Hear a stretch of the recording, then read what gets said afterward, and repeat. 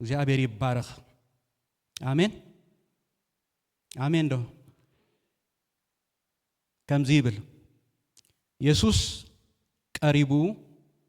ከምዚሉ ተዛረቦም አብ ሰማይን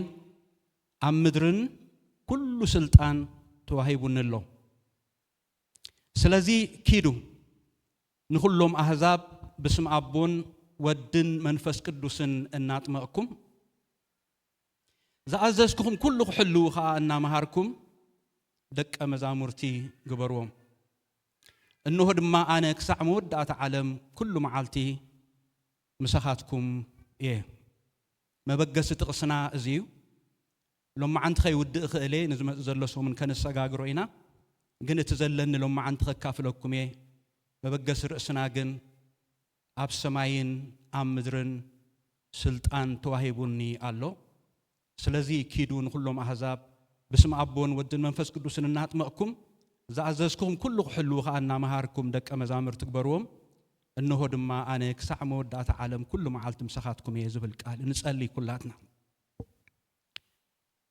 ጎይታ ለማ አንቲ የእንተ ልቦናና ከተብርሆ የእዛና ክትገዝር ነዚ ቅዱስ ዝኾነ ቃልካ ክንሰምዕ تزرعي كزرع كله ناب كفو مريت كم استزرع ناب كوحي كم استزرع ناب كرداد كم استزرع أم من قدي كم استزرع زي كونس أب صبوق مريت كم استزرع خوينو كبقول قالكا أبانا حيل خلوهم لما عند خطرت أنا نسأل علينا كما عواف استمثلت الأي قالكا خمنتل كابلبنا خمنتل زمت حيل المات كله يسبر أب قالكا تأمرات كنرئي يعينتنا خفتلنا مانم يسبخ مانم اتزنقرنا قالكا بها مخوانو آميننا كنقبلون كنتقبرون بزد ما فقرنا خنقل تسألكا ويتا يسوس كريستوس سمنا تسألي علينا እግዚአብሔር አቦ ስም ካንባርኽ ናይ ነፍስ ወከፍ ልቢ ከም ማርያም ናይ ነፍስ ወከፍ ልቢ ከም ሊድያ ስለተኸፍት አዘይ መስግነካለሁ ካባና ዘይውሰድ ግደ ቃልካ እዩ እዚ ቃልካ ዝድማ የንቃቅሕ የተስ የበርትዕ ኃይል ያዕጥቅ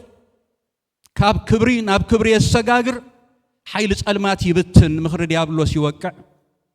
ቃልካ ኃይል ለወሙ አብ ቃልካ ክንጸንዕ ክትረዳአና ጎይታ እንጸልያለና ኢየሱስ ክርስቶስ ያው ስም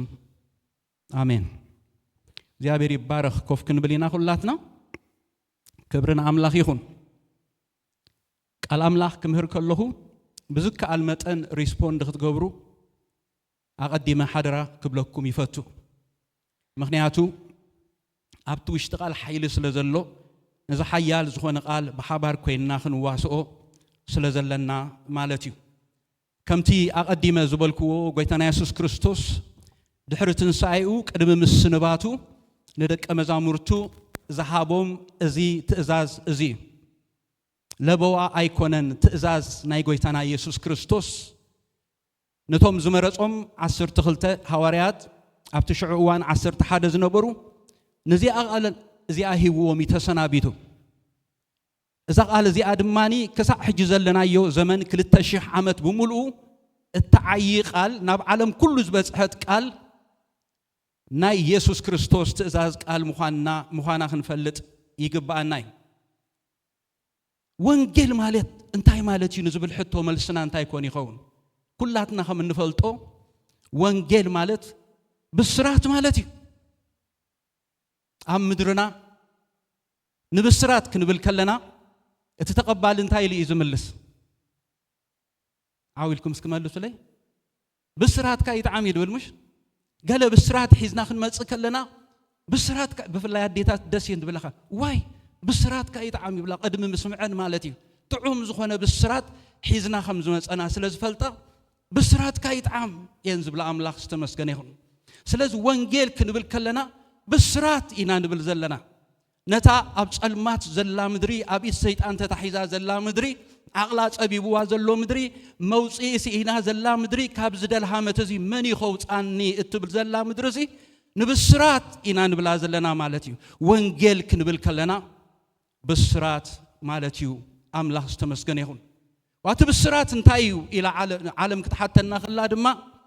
كلاتنا خمن نفلطو بسرات مالت حدش زينا خون كله مالت اجزئابير نعلم كام مفكارو استلعله نتحدى فقر ودو نموت بجاهي أحلفو بمهاب نعقو بمأمان نايزل عالم هيوت ما انت خنركب من قدن حقن هيوتن كوينو زمتة تنسعين هيوتن كوينو زمتة انجرا هيوت كوينو زمتة فالفعل ما هيوت كوينو زمتة كبور هياب كابك زيابير تواهي بوكا اللو إلنا إنا نبسر اتنبسرات ازيو أملاخ استمسكنيهن نعلم إذا بسرات ازي قليل نجري ترجم يبلون تاي مالتي زي مدحانة تواهي بوكا متمرحان خا أسليخا زموتي وسليخا استبجوا يطبلوا خلها I don't understand حدا جديدك أنا كم يبلونا أما صحاف قدوس استادخ نقبر كلنا it doesn't make sense يبلونا جزي الله مخنياتنا عالم sense ذهبا زينا أيقونن برجس انت تردي أتوجن على أملاك نجرنا خلو برهان ناب عالم مسأ سبات جنا جبرم كفو إمو كاب برهانسي سلمات أفكار يبل نبسرات كنبل كلنا أتي أبسلمات زلخي عالم برهان كهبك زغل مرحاني حزل كمسئ الله نبسرات كنجركي مسئ الله مالتي سمع أملاك استمس جنيهون نزا أبسلماتن أبدلهامتن زلا عالم وجء زبزها عالم طفعات زبزها عالم كي تفلت أنا بسيط أن أملغوت أتو زلا عالم إذا نريا زلنا عالم ذات تفرح عالم ذات تجنق عالم مدحانيت الله وهاب እግዚአብሔር استوهاب مدحانيت نسخا ኢየሱስ ክርስቶስ ይባል እዚ ዜና እዚ ሒዝና ኢና መጽናል ከዘለና ኢና ንብል ዘለና ማለት እዩ ስለዚህ ንብስራት ክንብል ከለና ብስራትኩም ይጣዓም ክብሉና ከለው እትነበስሮም ብስራት ሓደ መድሓኒ ዝኾነ ካብ እግዚአብሔር استوهبና ህያብ አሎ ማለት እዩ ስሙ ይባረኽ ንዘላለም እዚ ህያብ እዚ ተራ ህያብ አይኮነን ካብ ብሩርን ካብ ወርቅን ዝበልጽ ህያብ ብልጫ ዘለዎ ህያብ ናይ ዘላለም ህይወት ዝብ ህያብ ናይ ዘላለም ምንጪ ዝኾነ ህያብ ካብ እግዚአብሔር استوهبና ህያብ ኢሳይያስ ክዛረብ ከሎ እንታይ ኢሉሎ أبت شعات تشدشته هزان توليدلنا ودي اسكمل سلي أتاس أيت بالو أيتوها بكم عندي كبر هياب كو أيتوها بكم آمين هزان توليدلنا ودي تواهيبنا مو اتجزات كأمم كبيو سمود ما قرم مكار برتو أملاخ أبو زلالم مسفن سلام كباري precious gift مودادرتي زي بلو كابرورن كابوركن زبلص عبي هياب حوي نسخه دخاي كون كان تسفش حوي دخاي كون كان هاليلويا انا دخاي كون كاب كل زبلص حبتي كاب እግዚአብሔር አቦ استوهبني ኢየሱስ ዝባል ህያብ አሎኒ ኧረ እግዚአብሔር ይመስገን هياب علىكم أحواتي هزان توليدلنا ودت وهايبونا خبال كله سقيلك تراز خونه هياب أيكونن حجي ترى يصبح نتعسل له هياب أيكونن حجي سربرايز كوينا صبح دما ندربيه هياب أيكونن ندك أنا هياب كنوم كلنا في مجمرة excited يخونو يزلوا يحجسوا thank you daddy thank you mommy كبلوا يجمروا دحر سالس تجن تستوهبهم هياب دربيه ويهم ኢየሱስ ክርስቶስ ግን ንዘላለም ዝሕጉስ ዘይንጣዓሰሉ ህያብ ካብ እግዚአብሔር ዝተዋሃበና ህያብ እዩ ስም እግዚአብሔር አምላኽ ብሩኽ ይኹን ንዘላለም ኣብ ደስ ዘብል ቦታ ዕፃ በፂሑኒ ይብል እቲ ደስ ዘብል ቦታ ኢየሱስ እዩ ሃሌሉያ ስለዚህ ዓለም ወንጌል ንምስክረልክ ክምላኽለና እንታይ ኢና ንብል ዘለና እዚ ካብ እግዚአብሔር ዝተዋሃበ እግዚአብሔር ንዓለም ካብ ምፍቃሩ ዝተላዕለሲ نعلم كل زوفيو ما انت خموت ما انت خسوا تسوي دما مدحان ما انت خمص زوفيو هصان هياب አለኪ አለኩም ይናን ብሎም ዘለና ማለት ነው እግዚአብሔር ይመስገን አረ እግዚአብሔር ይመስገን ስለዚህ ቀዳማይ ኢየሱስ ህያብናይ it's my precious gift አሜን አሜን አሜን ክሳዕ ዘይበልኩም አይገድፈኩም እኔ ተዘኸበረ ህያበይ ዘይጣዓሰሉ በቃ ዝራአየሉ ኩርዓተይ ትምክሕተይ ሃሌሉያ በብዙሕ ነገር እኮ ተመኪሕና ሓደ ጊዜ ተመካሕናሉ ናሓፍረሉ ኢና ኢየሱስ ክርስቶስ ግን ከምቲ ኩሉ ጊዜ ድብል ንነዊሕ ዓመት ኣብ ቤት ኣምላኽ ተመላሊሰ ኣገልጊለሲ ዘርእዮ ንሰባት ዘርእዮ ዝምክሓሉ ሃብተይን ክብረተይን እንታይ ትኻብ እግዚኣብሔር ኣቦ ዝተዋህበኒ ክቡር ዝኾነ ህያብ ንሱ ድማ ጎይታ ኢየሱስ ክርስቶስ ኣሜን ደሕዋተይ ኢየሱስ ህያብናይ መጀመርያ ክንፈልጦ ዘለና ስለዚህ ዓለም ከነበስር ከለና እዚ ህያብ እዚ ንዓኹን ህያብ ክዩ ኢና ንብል ዘለና እዚ ዓለም እዚ ህያብ እዚ ንዓኻውን ህያብ ካይ ንብል ዘለና ብቐሊሉ ክትረኽቦ ትኽእል ንዑ ብምእማን ክትረኽቦ ትኽእል ህያብ ካዩ ኢና ንብል ዘለና እዚ ካብ እግዚኣብሔር ዝተዋህበና ህያብ ጥርሑ ኣይኮነን መጽዩ በይኑ ኣይኮነን መጽዩ ጸጋታት ሒዙ መጽዩ በረኸታት ሒዙ መጽዩ ሓይሊ ተዓጢቑ መጽዩ ሓራ ክውፅእ ዝኽእል ሓይሊ ነፃነት ክህብ ዝኽእል ሓይሊ በረኸት ክህብ ዝኽእል ሓይሊ ደጊሙ ኢሳይያስ ክዛረብ ከሎ እንታይ ኢሉ ካብቲ ክሩት ጉንድእሰይ ከዓ ሓደ ጠጥዒ ክጭብጭብ እዩ ሓደ ጨንፈሩን ካብ ስሩ ፍረ ክፈሪ እዩ ኣብ ልዕልዩ ድማ መንፈስ እግዚኣብሔር መንፈስ ጥበብን ኣእምሮን መንፈስ ምኽርን ሓይልን መንፈስ ፍልጠት እግዚኣብሔር ፍርሃቱን ከዓርፍ እዩ ተሓጓሱ ኣብ ፍርሃት እግዚኣብሔር እዩ ዓይኑ ከም እትርእዮ ኣይፈርድን እዝኑ ከም እትሰምዖ ኣይብይንን ግናኸ ንድኻታት ብጽድቂ ክዳኒ ነቶም ዓቃላት ምድሪ ከዓ ብቕንዕና ክብይን ببتر عفو نمدرخ وقع بمنفس كنافر دمان رسيان كقتلهم يبل جناخه ندخاتات بتصدقي خدانو نتوم عقلات دما بقنعنا زبيين هاليلويا منفس እግዚአብሔር منفس ጥበብ منفس አእምሮ منفس مخرز اللو خوينوسي اما اكلنا تجليص سمو يبارك نزلالم نعو نزعمن زبله كله اب تحت منفس يزخونمو نسو دما طببኛ نسو دما منفس እግዚአብሔር ዘለዎ منفس مخرز ዘለዎ منفس አእምሮ ዘለዎ دما يخون እግዚአብሔር አምላክ ይመስገን ቀጽሉ ኢሳይያስ ከም ይልሎ ነትሑታት ብስራት ከበስሩሲ እግዚአብሔር ቀቢኡኒሞ መንፈስ እግዚአብሔር አምንታይ ይሉ አብልዕለዩ ንሱብራት ልቢ ከዝንን ንምሩኻት ሓርነት ንእሱራት ከ መፍታሕ ክእውጅ ለአኸኒ ዓመት ጸጋ እግዚአብሔርን መዓልትሕና አምላኽናን ክእውጅ ንኹሎም ሕዙናት ከጸናንዕ አእዋም ጽድቂ ንኽብሩ ዝኸውን ተኽሊ እግዚአብሔር ተብሂሎም እንት ክስመዩ ድማ ንሕዙናት ጽዮን ዚኣ ዝፈትዋ ጥቕስያ ንሕዙናት እንታ ክገብር ኣብ ክንዲ ሓሙኽሽቲ ዘውዲ ኣብ ክንዲ ሓዘን ዘይተሓጎስ ኣብ ክንዲ መንፈስ ጓሂ ክዳን ምስጋና ክህቦም ለአኸኒ ካልእት እንታይ ይድብል ለለኹ እዚ ካብ እግዚአብሔር ዝተዋህበና ህያብ ንሱ ሓርነትና እዩ ነፃ ንወፃሉ ካብ ኢድ ጸላኢ ካብ ምኽሪ ኣጋንንቲ ጸላኢ ካብ ዝትብትቦ ትብታብ ደብተራ ካብ ዝጥንቁሎ ጥንቆላ ሁሉ ሓራ ኸውፃና ዝኽእል ዓቢ ህያብና እዩ መንፈስ ጥበብ ኣለዎ መንፈስ ምኽሪ እግዚአብሔር ኣለዎ ንሱ ንሕዙናት ጽዮን ኣብ ክንዲ ሓሙኽሽቲ ዘው ዝደፍእ ኣብ ክንዲ ሓዘን ዘይተሓጎስ ዝገብር ኣብ ክንዲ መንፈስ ጓሂውን ክዳን ምስጋና ዝህብ ካብ እግዚአብሔር ዝተዋህበና ህያብ እዩ እግዚአብሔር ይመስገን በዚ ደስ ክብለና ይግባእ እዩ ክቡር ዝኾነ ህያብ ብሳልሳይ ንሪኦ ድማ እዚ ካብ እግዚአብሔር ዝተዋህበና ህያብ ብፍቃዱ ርእሱ ስለና ኣብ መስቀል ኣሕሊፉ ስለና ህይወቱ ሂቡ ኣብ ክንዳና በጃ ኮይኑ ኣብ ዝሓለፈ ሰንበት ንመሃሮ ከም ዝነበርና ኤሎሄ ኤሎሄ ላማ ሰበቅታኒ ኢሉ ኣቦይ ዝገብሩ ኣይፈልጡን እዮም ሙሕደገሎም ኢሉ ብይቕሬታ ክሳዕ መወዳእታ ስለና መስዋዕቲ ዝኸፈለ ጎይታ አፍቃሪ ጎይታ ዘይልወጥ ጎይታ በነገራት ዘይለዋወጥ ጎይታ ፍቅሩ ዘይቅንስ ጎይታ ክብር ንዑ ይኹን እግዚአብሔር አምላክ ዝተመስገነ ይኹን ከምዚ ብል ንዑን በሰብ ድርቡይን በዓል ስቃይ በሕማም ሉዲ ከምቲ ኣብ ቅድሚኡ ገጾም ዝጉልብብሉ ሰብ ተዋረደ እዩ ንሕናውን ገላአ ቋጸርናዮን በሐቅ ንሱ ንሕማምና ጾሮ ንስቃይና ኸኣ ኣብ ነፍሱ ጻዕኖ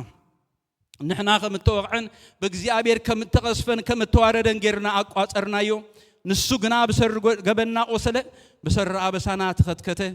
ንሕና ሰላም እንት ክንረክብ መቕጻዕቲ ናብ ወረደ ንሕናውን ብስምብራቱ ሓዌና ኩላትና ከመባጊዕ ተባረርና ነፍስ ወከፍነና መንገዱ ዘንበለ እግዚአብሔር ከአ አበሳ ኩላትና አብ ኡጻዕኖ ይብል ሳልሳይ ንሪኦ ድማ ተበጃው ዝኾነ ህያብ ካብ እግዚአብሔር ተዋሂቡና አሜን በሐንሳብ ደለና ተበጃው ዝኾነ ንሱ ነጊሱ ንዓና ዝቅጥቅጥ ከምቶም ናይ ምድሩ ነገስታት ዘይኮነስ ንሱ ሞይቱ ህይወት ዝህብ መድሓኒ እዩ ስሙ ዝተመስገነ ይኹን ነፍሰይ በጃ ባግዐይ እሕሊፈ ይህብ ኢሉ አባግዐይ ካብ ዝስቀያ አባግዐይ ብጸላኢ ካብ ዝህረማ አባግዐይ ጸላኢ ካብ ዝጻወተለን አነ ብፍቃደይ ነፍሰይ አክንደ ባግዐይ እሕሊፈ ይህብ ኢሉ ስለና መስቀል ዝወዓለ ጎይታ ንሕና ናይ ዘላለም ህይወት ምእንቲ ክንረክብ ንሱ ዝተዋረደ ጎይታ ንሕና ክንህብትም ዝደኸየ ጎይታ አሎና ስሙ ዝተመስገነ ይኹን ስለዚ ወንጌል ክንብል ከለና ወይ ድማ ንብስራት እናበልና ንዓለም ክንእውሽ ከለና እንታይ ማለት ነው ኢየሱስ ክርስቶስ ንዓለም ዝተዋሃበ መድሓኒት እዩ ንዓለም መፍትሒ ዝኸውን ጸጋታት ሒዙ ዝመጸ ጎይታ እዩ ርእሱ በጃ ብምሃብ ኣብ መስቀል ዝሞተ ዝተቀብረ ኣብ ሳልሰይቲ መዓልቲ ዝተስአ ናብ ሰማይ ዝዓረገ ነቶም ብኡ ዝኣምኑ ድማ ክወስድ ብክብሪ ዝምለስ ምዃኑ ነዚ ጎይታ ብምእማን ድማ ናይ ዘላለም ህይወት ዝርከብ ምዃኑ ኢና ነበስሮም ዘለና ካልእ ነገር ሒዝና ኣይኮንናን ፊላደልፊያ ሒዝና ኣይኮንናን ትራክ ሒዝና ንዕድል ከም ሓውና ወንጌላዊ ጳውሎስ ፊላደልፊያ ሒዝና ኣይኮንናን ወንጌል እንምስክር ቀደም እንታይ ይገብር ነይረ መስለኩም ክንምስክር ከለና ኣብ ኤርትራሲ ኣነ ዘገልግለሉ ዝነበርኩ ቦታ እንዳ ገብርኤል ዝበሃል ሽዑ ጽቡቕ ምንቕቓሕ ነይሩ ኣብቲ ቦታቲ ናይ እግዚአብሔር መንፈስ ኣሎ ብርግጽ እግዚአብሔር ይዓይ እዩ ሰባት ናብ ጎይታ ክመጹ ከለዉ ብካበጋን እንትኽናገፉ ከለዉ ብዙሕ ምስክርነታት ሰሚዕኩም ትኾኑ ምናልባት ግን ብሻምቡቆ እዩ ገዛ ኣብ መሬት ኢኻ ኾፍ ትብል ተንኮበታን ፂፍና ኢና ኾፍ ንብል ናብኡ ንኽትዕድም ንሰብ የሕፍር እዩ ብዙሕ ግዜ ክምስክር ከለኹ ኣነ ናብ ቤት ኣምላኽ ምፁ ኢለ ክዕድሞም ከለኹ እንዳ ማርያም እየ ድዕድሞ ኣዳራሽ ስለ ዝኾነ ጽቡቕ ጣውላ ስለ ዘለዎ ማለት እዩ ብዕሽነት ዝገበርኩ ወይ ዝልውጥ ወንጌል ዳ እምበር ገዛ ኣይኮነን ኣምላኽ ይመስገን ወንጌል ክንምስክር ከለና ኣብ ፊላደልፊያ ከም ዝበለ ጽቡቕ ገዛ ኣሎ እናበልና ኣይኮንና ንምስክር ኢየሱስ መድሓኒ ኣሎ እናበልና ኢና ንምስክር ስለኻ ዝሞተ ዘፍቅረካ ስለኻ በጃ ዝኾነ ጎይታ ኣሎ ኢና ኢልና ኢና ንምስክር ምልስ ኢልና ናብ ግብረ ሐዋርያት እንትረኣኺና ኩሎም ሐዋርያት ካልእ ቃላት ጥዑም ዝኾነ ቃላት ንሰባት ዝማርኽ ቃላት ወይ ድማ ከምዝን ኢሎም ብዘቀባጠር ቃላት ኣይኮነን ንሰባት ናብ ጎይታ ዘምጽዎም ነይሮም ናብ ግብረ ሐዋርያት እንትረኣኺና ሐዋርያቱን ናይ መንፈስ ቅዱስ ኃይል ተቀቢሎም ወንጌል ናብ ኩሉ ማዕዘናት ዓለም ንምዝርጋሕ ክወጹ ከለዉ ኣብ ኩሉ ቦታ ዝሰብክዎ ዝነበሩ እዚ እንታይ ኢሎም እዮም ዝሰብኩ ነይሮም ዝክሩ ጴጥሮስ ናይ መጀመርያ መንፈስ ቅዱስ ተመሊኡ ክሰብኽ ከሎ ከምዚ ኢሉ ተዛሪቡሉ ካብ ግብረ ሐዋርያት ምዕራፍ 2 ቁጥር 23 ዝወሰድኩ ወይ ነቲ ውዱእ ምኽሪ ኣምላኽ ከምቲ ናይ ጥንቲ ፍልጠቱን ሓሊፎም ዝሃብዎ ወሲድኩም ብኢድ እቶም ሕጊ ዘይብሎም ሰቐልኩምዎን ቀተልኩምዎን ሞት ሒዙ ኸጽንዖ ስለ ዘይከኣለ ኸዓ ኣምላኽ ካብ ማእሰር ሞት ፈቲሑ ኣተንስኦ ኣብ መንጎ ስብከት ሕልፍ ኢለ ዝዛረብ ዘለኹም እንደገና ብግብረ ሐዋርያት ምዕራፍ 3:13 ተሪኢና ጴጥሮስን ዮሐንስን ነቲ እግሩ ለማስ ዝነበረ ሰብኣይ ምስ ፈወስዎ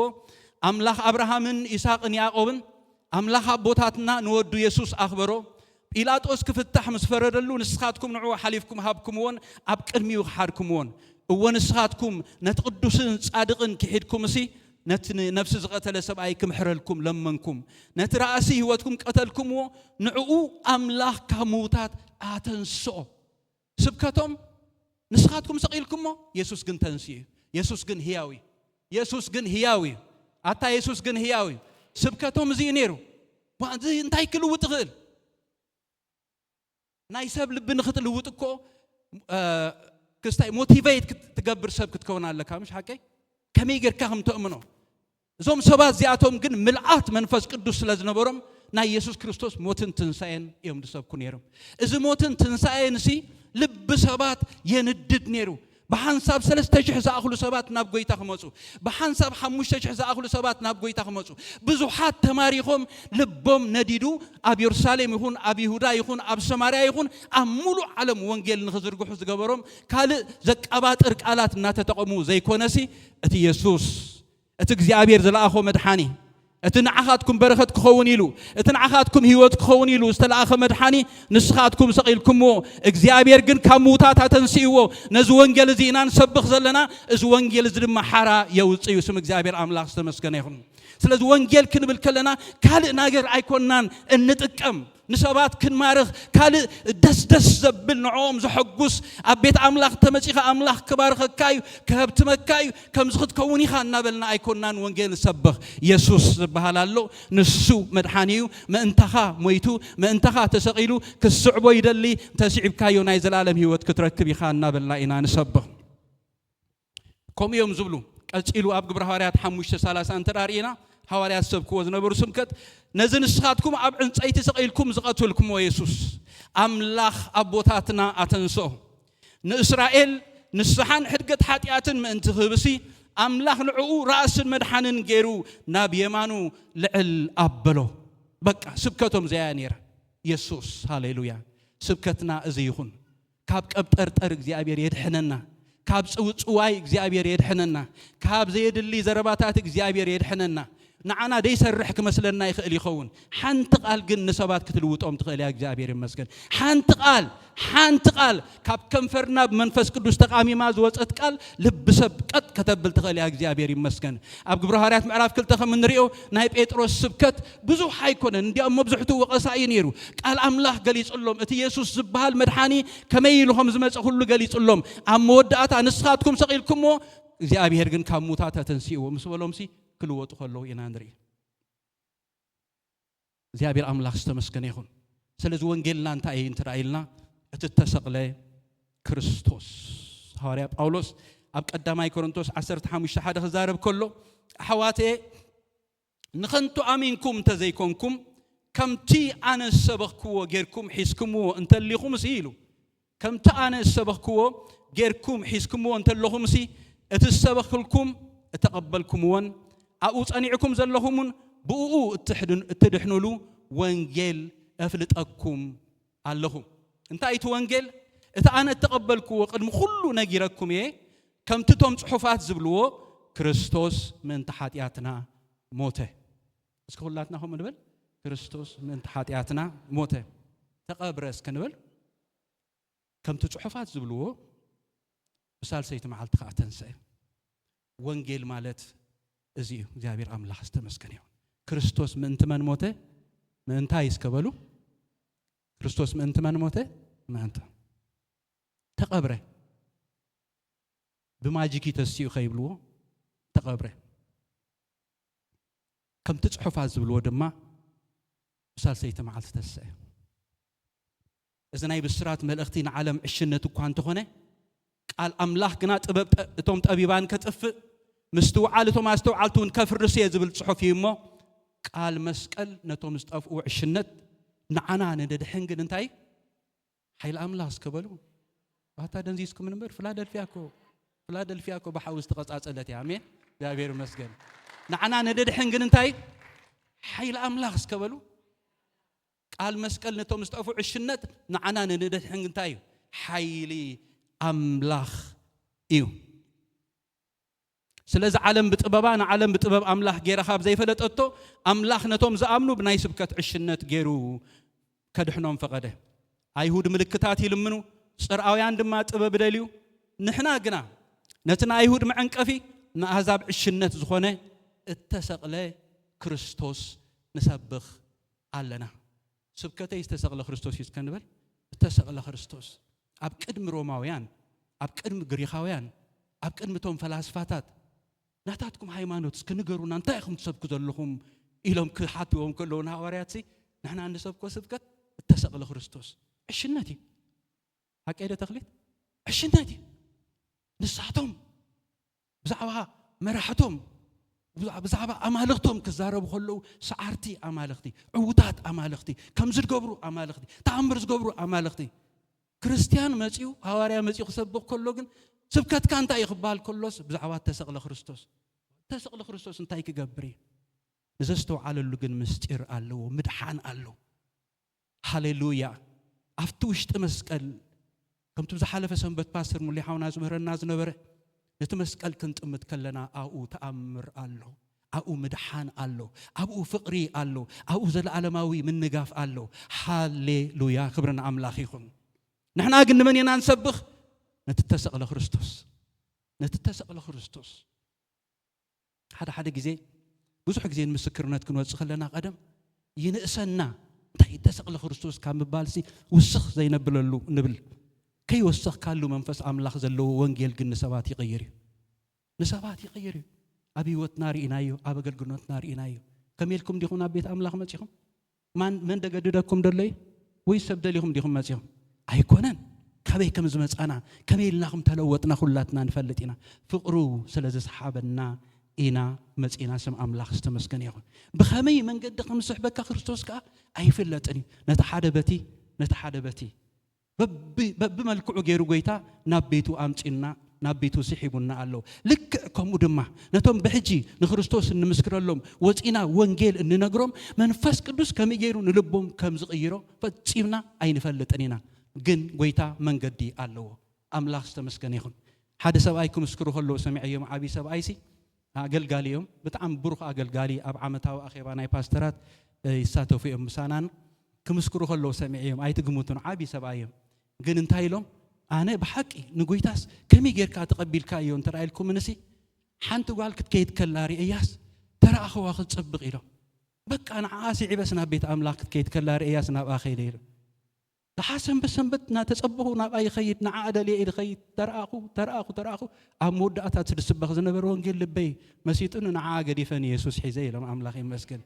أملاخ استبهر خيخون كبرنا أملاخيهم كم يجري يجزي أبيهر زلوت أين فلت أنينا أبى قلقلوت ناري إناينا أبز حلف أوان أمان حوي ذكران ترى أخونك بالآخر لي فيديو نيرو بزعبا باستر هابتش كم يجرون أبغى يتأخم زمت مسكرنت كمسكر كله مسر أخوس قاري مني أزيو عشق قاري خمس نبرة نبزو حات زحلة سب نبيت سبو زحلة سب كم نبرة يمسكرافتا مسكرنت حجي باستري أب كندا كمسكر كله دحار كل التوالد كخداري إيسي تأتواب بلا حاتي تينيرو كلخفن مالتي دحار نساتنا بيت أملاخنا نخيد دلنا إلى حزنا نخيدن أنا أمساخن خيدي حزنا نخيدنيرو نابت بوتات مسكت كويلو أنت نحنا نقل لزنبرنا بوتا ترسبخ زنبرسب سيمبل قال يرسبخ نيرو بزعبات تنسأي بزعبا مسعات قويتنا ياس كريستوس يرسبخ نيرو اتعامس أنيا زنبرسب بتاشع زنبرت قال تلويتو حجنا أملاخ سب كوينو حج أقل قالوا كوينو حج نبزحات تأكم كوينو حج نبرخات تأكم كوينو خباين على الأمان حوي فلتي مسوي أقل سلاس نبره وانجيل كم يجيرو خمس غير أين فلتني نايد بلكم زلخو تراين إحنا نزارب زعي منفس قدوس يسمي يبارك تراين إحنا نتي تسقل خريستوس نسبخ زعي منفس قدوسي سلازي اتزخبرن زعبين تلوخون أي بيت خريستيان مخانو فليتنا كنتس إجزابير تأجوي بزحالنا آمين إجزابير تأجوي بزحالنا إجزابير أملاخ استمس جنيهم ويتا يسوع كريستوس قدمنا بسماي معراجو نايدك أمزامرتو زنبرة كأن دحتو كلهم تأكيبهم كفيلهم كله بزور حات زدو نإسرائيل من قصة تقنع خايلهم حتيتهم ولا دحرت نسأيون تتحسس بأم سبزعبنا إسرائيل ناس موسى مثلني بزور حات زدو من قصة تقنع خا مسبلو ملسنا يقوي تاجنا أبو بسلطانو زمدبو زمنون جزيون كتفلتو ناتاتكم أيكونن منفس قدوس نبخاتكم مزورد جنا انتايلوهم حيلي كتقبلوا ليهم حيلي كتقبلوا أب يرساليمن أب كل يهودان أب سماريان كسع وسن مدري مسكر كتكونون إيهم إلوهم أملاخ استمسكن إيهم إزي ناب بوق دفوه إذا قد دايزي ناببو قدفو نايبو يسو ناتاتكم قدا جن حيل مستقبلكم مسكر كتكوني إخوم ميلوهم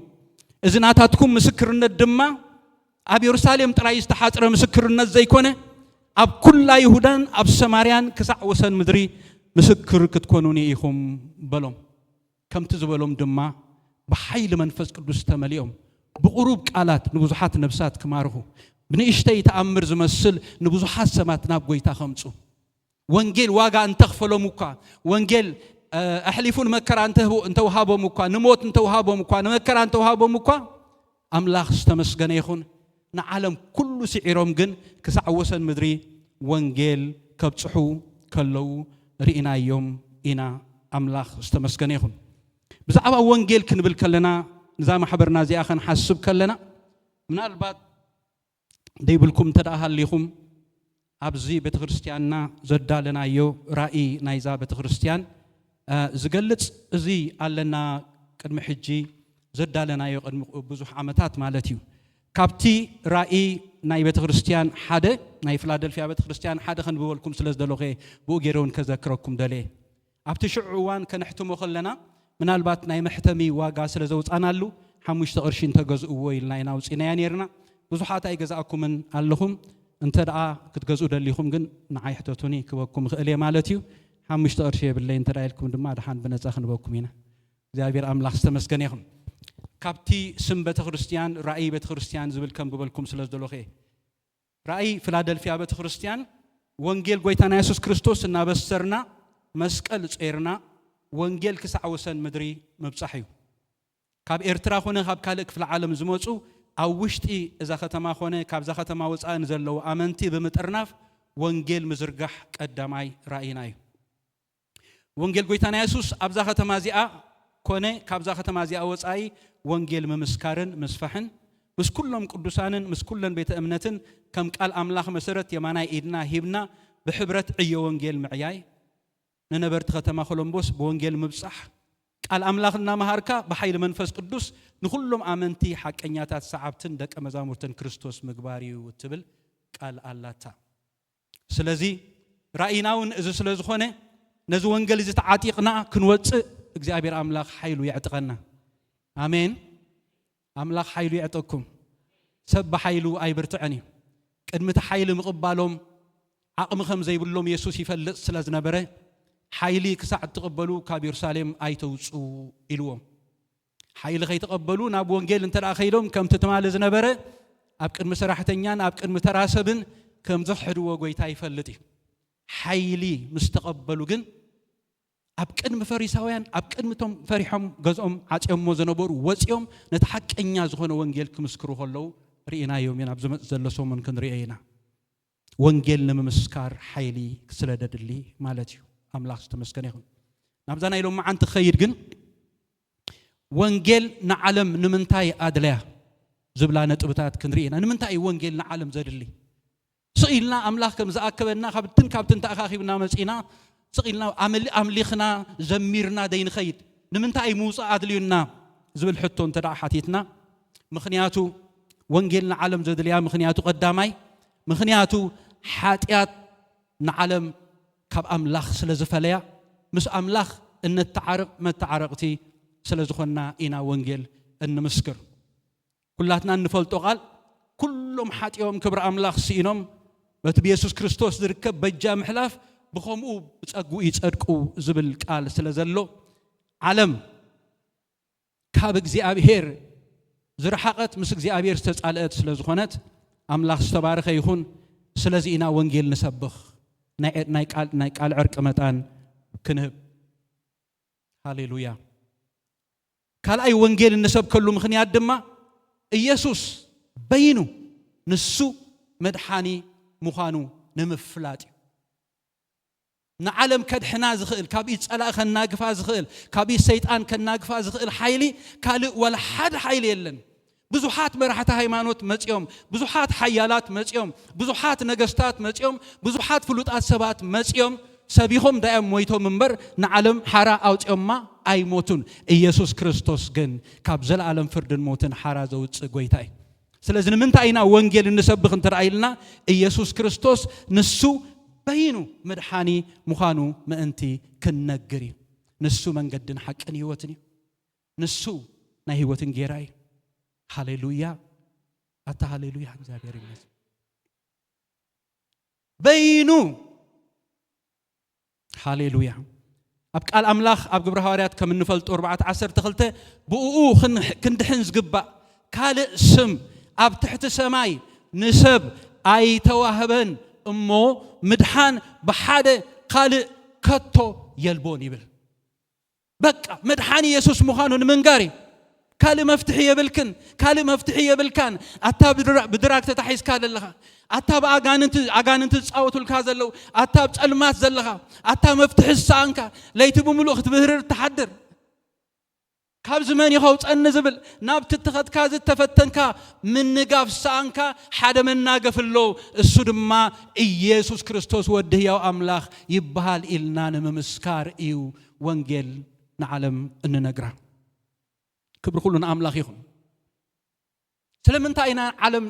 ወይ ድማ ወንጌል ንምምስካር ዘድልየና እንትርአይልና ካልእ ድማ ምኽንያቱ ወንጌል ኣብ ትሕቲ ግዝኣት ሰይጣን ንዘላ ብሰይጣን ተሳዒራ ዘላ ዓለምን ነፃ ዘውፅእ ስለ ዝኾነ ኣሜን ዶ ነፃ ዘውፅእ ሰይጣን እኮ ንማንም ኣይፈርሕን ፕሬዝደንት ይፈርሕ ንጉስ ኣይፈርሕ ንወላ ሓደ ዝፈርሖ ነገር የለን ስም ኢየሱስ ግን ይንቀጥቅጥ ንስም ኢየሱስ ግን ይፈርሕ ንስም ኢየሱስ ግን ይንብርከኺ ስለዚህ ነታ ብሰይጣን ተታሒዛ ዘላ ዓለም መፍትሒኣ ወንጌል ስለ ዝኾነ ስለዚህ ኢና ወንጌል ንሰብኽ የድብል ኣለኹ ብሓደ ኣለና እግዚአብሔር ይመስገን ምክንያቱ ወንጌል ኣብ ትሕቲ ግዝኣት ሰይጣን ንዘላን ብሰይጣን ተሳዒራ ዘላ ዓለምን ነፃ ዘውፅእ ስለ ዝኾነ ስለዚህ ኢና ወንጌል ንሰብኽ ግብረ ሐዋርያት 10:38 ማለት ብዛዕባ ኢየሱስ በዓል ናዝሬት አምላኽ በመንፈስ ቅዱስን በኃይልን ከም ዝቀብኦ አምላኽ ምስኡ ስለ ዝኾነ እናዞረ ጽቡቕ ከም ዝገበረ ነቶም ሰይጣን ዝሰዓሮም ኩሎም ከም ዘሕወየ ይብለና ንመን ነቶም እስከንበል ነቶም ሰይጣን ዝሰዓሮም ኩሎም ሰይጣን ዝሰዓሮ ሁሉ ማንም ከናግፎ አይክእለኒ ንጉስ ከናግፎ አይክእለኒ ጠቢበኛ ከናግፎ አይክእለኒ ፈላስፋ ከናግፎ አይክእለኒ ኢየሱስ ግና የናክፊ ስለዚህ ወንጌል እንመስክር ተአሲሩ ዘለሰበቃ ተመኺሩ ዘይምለስ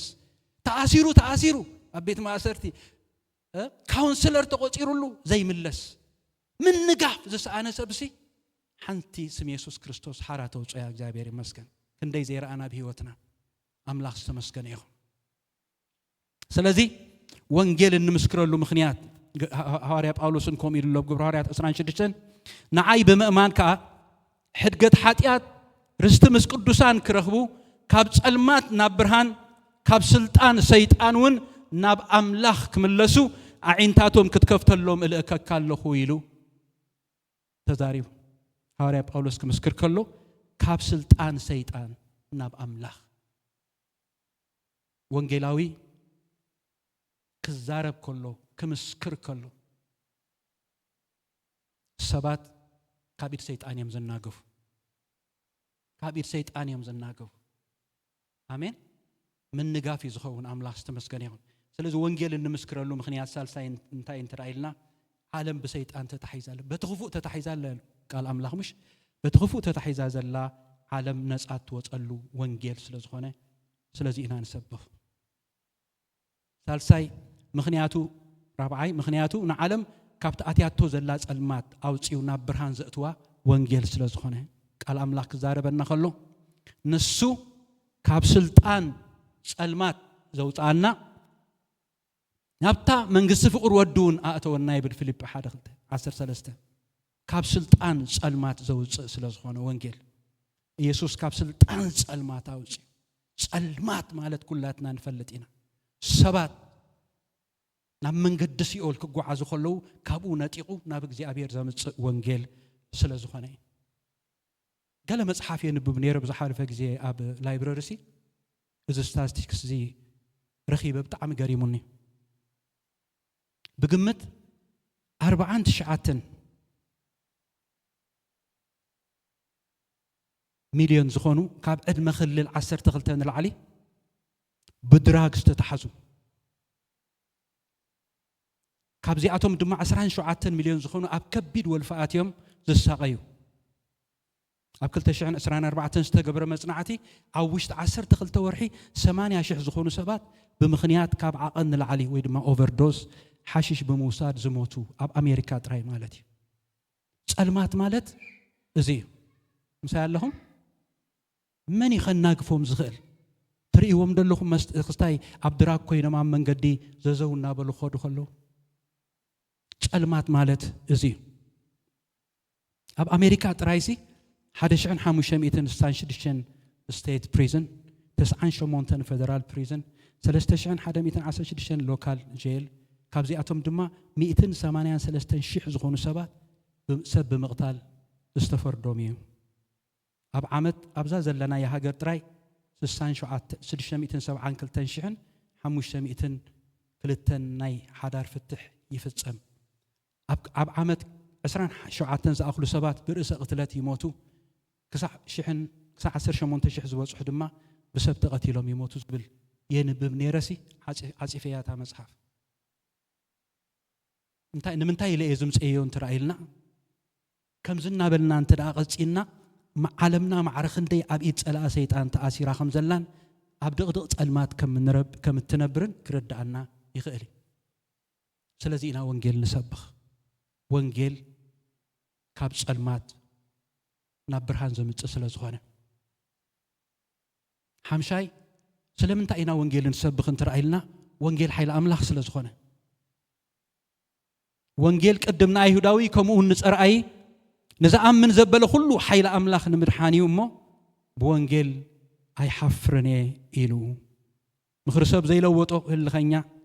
حق زي ما رخو عامصنيا فقرسب زي ما رخو قيمنيا وانجيل غنا يقير كالسب حدش فطرت يغبر زي ابير املاح استبارخه يخون شارشيتن مودعتان سلمنتاينا وانجيل نسبخ نزبل كل سب كسمعو زلوو طعم زينا سلازخونه طعم زيناي بزح زيناتات አለው نسمعو እንጊና مش بفلاي زينا اب تلفزيون نسمعو زينا اب راديو نسمعو زينا انت داريكم ناي موت زينا مش ناي طفات زيناي انت ያለው حجب زمصيوم سي فلادلفيا ጽቡቅ ከምልኹ ኢሎም زينات ተተውጹ እንታይ ይመስለኩም ነገር ግን አበየም ዝኸዱ እንተ አይልኩም አይሮፕላን ከወድቅ ኮሎ ቦምብ ከወድቅ አይሮፕላን ከምዝ ከውን ኮሎና በሪዮም እቲ ናይ ኢየሱስ ክርስቶስ ዜና ግና ኩሉ ሰብ ክሰምዖ ስለዘለዎ ስለዚህ ኢና ወንጌል እንመስክር ወይተና ኢየሱስ ክርስቶስ አማርቆስ 16:15 በሎም ድማ ናብ ኩሉ ዓለም ኪዱ ንብዘሎ ፍጥረት ድማ ታይስበخሉ ይል ታይስበخሉ نبزلو فطرت كيف لكم نبزلو فطرت سلازي وانجيل نسب كل مخنيات كل سب كسمعو زلوو سلازخونه مالتيو املاح زتبارخ يخون اتي نزت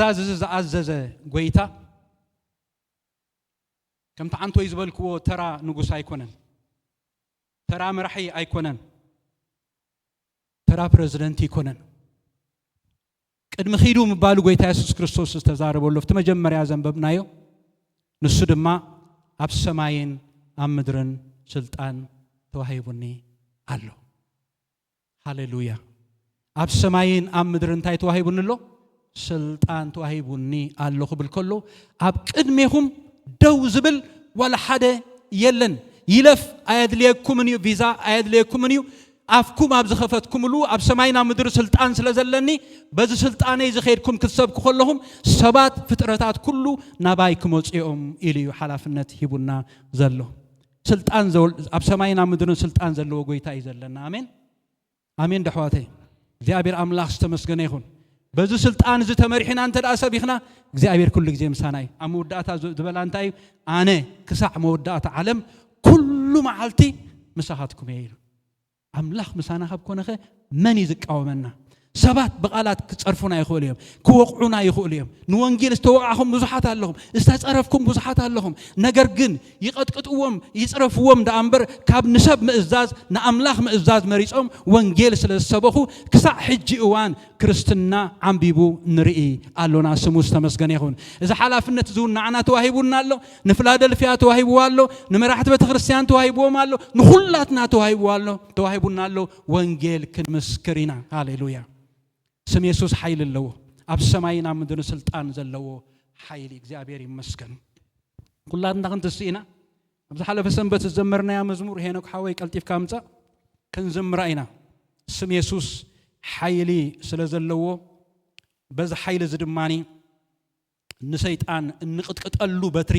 ጎይታ ሂቡና ኣሎ ስሙ ብሩኽ ይኹን ዘላለም እንቅጥቅጠሉ በትሪ ከይፈራህና ስለ ሕሙማት ክጽልዩ ከለሁም አጋንንት ስለዘለዎም ሰባት ክጽልዩ ከለሁም አስተቢልኩም ተዳኹምኩም ካል ዝበለን ተበለ ዝነጸገን ተነጸገ ዝደገመ ተደገመ ወላ ሓንቲ ድንብር ዘይብል ስም ኢየሱስ ክጽውዑ ከለሁም ከእውዩ ከለሁ አይገጠሙኹምና በገልግሎትኩም ከጢሞምና ኣሎ ኃይል ለዎ በቃ ኮተት ዝበሃል ዘትማሊ ተኽሊት ሓውና ቃለ ካፍለና ነይሩ ኣብ ቅድሚ ሳኦል ዶምስ ወለ ንጉስ ዳዊት ሲ ንጉስ ቅድመ ምዃኑ ናብ ውግእ ምስ ጎልያድ ክገጥም ኢልኹ ዝተኸሎስ ኣብ ቅድሚ ዓይኑስ ኮተት ይተቓል ከማ ያትብል ቆልዓ ምሽ ኮተት ነገር ገይሩ ይወሲዱ እታ ኣብ ውሽጡ ዘሎ ኃይል ግን ንጎልያድ ክገጥም ዝኽእል ኃይል እዩ ነይሩ ኣምላኽ ዝተመስገነ ይሁን ከነገልግል ከለና ብናእሽትና ኮተት ኢሎም ዝሓስቡና እታ ሓደ መጺው ነዚ ሓሚው ዘሎ ሰብ እንተደገመ ከምዚኣ ኻት ሰሪሓ ኢሉ በሃይማኖቶም እንተበሉ ንቕንቕ ዘይብል ቤማ ነጸጋሙ ሒዞም ዓጥዒቶም ሒዞም ዝቃለስ ዝነበረ ሰብሲ መጺና ስም ኢየሱስ ክንጽውዕ ከለና ኸእዌ ክንጽውዕ ከለና ነጻ ክወጽእ ከሎስ ካብ ዝዓቢ ነገር ወላ ሓንቲ ነገር የለና ኣሕዋተይ ስም ኢየሱስ ኃይልና እዩ እስኪ ስም ኢየሱስ ኃይለ እዩ ንበል ኩላትና كزمر عينا هاليلويا نسأل أي كقط ببتري سلطان سلمات كله زجزاء الله سم يسوع العلي بلالله سم እግዚአብሔር بروخ يخون الله آمين التقط قطلو حيلي سم يسوع أب كنافركم الله أتاب كنافركم الله آمين